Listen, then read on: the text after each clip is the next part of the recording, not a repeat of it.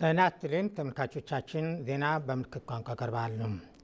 የካዛንቺስ የኮሪደር ልማት ለአዲስ አበባ ከተማ ተጨማሪ ውበት የፈጠረ ነው ሲሉ ጠቅላይ ሚኒስትር አብይ አህመድ ተናገሩ። ጠቅላይ ሚኒስትሩ የካዛንቺስ የኮሪደር ልማትን በይፋ መርቀዋል። ጠቅላይ ሚኒስትሩ በምረቃው ወቅት የተጎሳቆሉና በእጅጉ የተጎዱ ቤቶችና ከባቢ መገኛ የነበረው ካዛንቺስ ዛሬ የጋሬጣ ጥራትና ለውበት ሽልማታችን ሆኖ ተገኝቷል ብለዋል። ከዚህ አካባቢ ተነስቶ ለማህበረሰባችን የከበረ ኑሮ ሁኔታ ለመፍጠር ያለን ጽኑ እምነትና ተግባር በሚያሳይ አኳኋን ለኑሮ ወደ ተሻለ ከባቢ የተዘዋወሩ ነዋሪዎች በጥቂት ቀናት በፊት ጎብኝተን ነበር ሲሉም አስታውሰዋል። የተዘዋወርበት ከባቢ እጅግ ምቹ መሆኑን አይተናል ያሉት ጠቅላይ ሚኒስትር ዛሬ ደግሞ የተነሱበት ሰፈር ድንቅ የኮሪደር ልማት ስራ መርቀናል ብለዋል።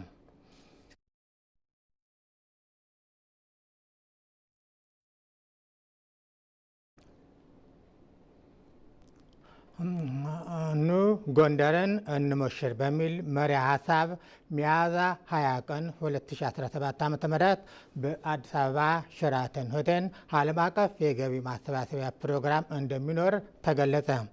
ገቢ ማሰባሰቢያውን አስመልክቶ የጎንደር ከተማ ከንቲባ አቶ ቻለችው ዳኘው ጋዜጣዊ መግለጫ ሰጥተዋል።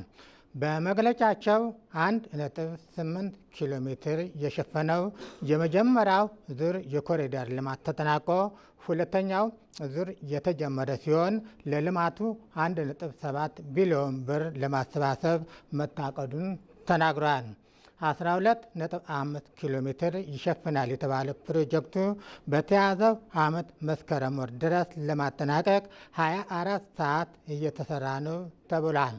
የጎንደር ከተማ ነዋሪዎች፣ መላው የጎንደር ተወላጆች፣ መላው ኢትዮጵያውያን፣ የየሀገራቱ ኤምባሲዎችና ዓለም አቀፍ ድርጅቶች ለጥሪው አዎንታዊ ምላሽ እንዲሰጡም ጥሪ ቀርቧል።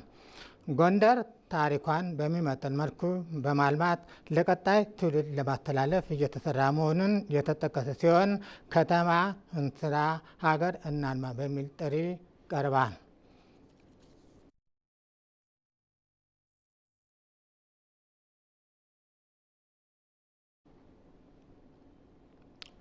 ኢቢሲ መቀመጫውን የተባበሩት አረብ ኤሚሬት ካደረገው ኢዎሪ የዜና ምንጭ ጋር በጋራ ለመስራት ስምምነት አደረገ።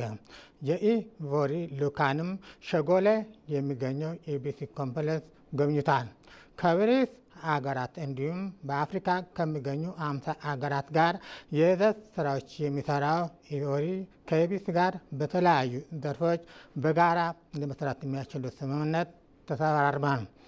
ግዙፍ የሚዲያ አቅም ካለው ኢቢሲ ጋር ይህን ስምምነት መፈራረማቸው እንዳስደሰታቸው የተናገሩት በአፍሪካ የኢቮሪ ተወካይ አሌክሳንደር ኮቢያ ስምምነቱ ከአፍሪካ ዜናዎችና እውነቶች በአፍሪካውያን ለመስራት የሚያስችል ነው ብለዋል።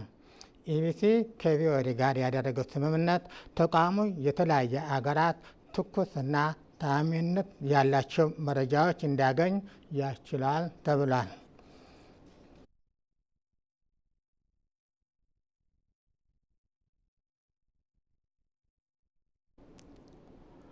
በመጨረሻም በያዝነው የፈረንጆች 2025 የዓለም ኢኮኖሚ 2.5 በመቶ እንደሚያድግ የዓለም የገንዘብ ድርጅት IMF አስታውቋል።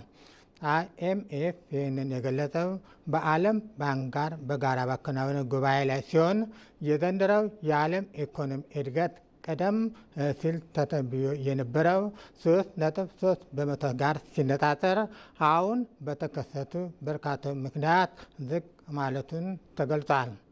እንደ IMF ሪፖርት አሜሪካ ከተለያዩ አገራት ጋር የከፈተችው የንግድ ጦርነት የዓለም ኢኮኖሚን ለመገመት አዳጋች ያደረገው ድርጅቱ የሚገልጸው።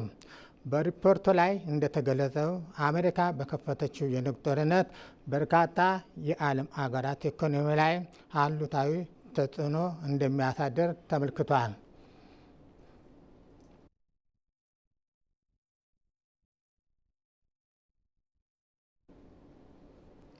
ዜናው አበቃ።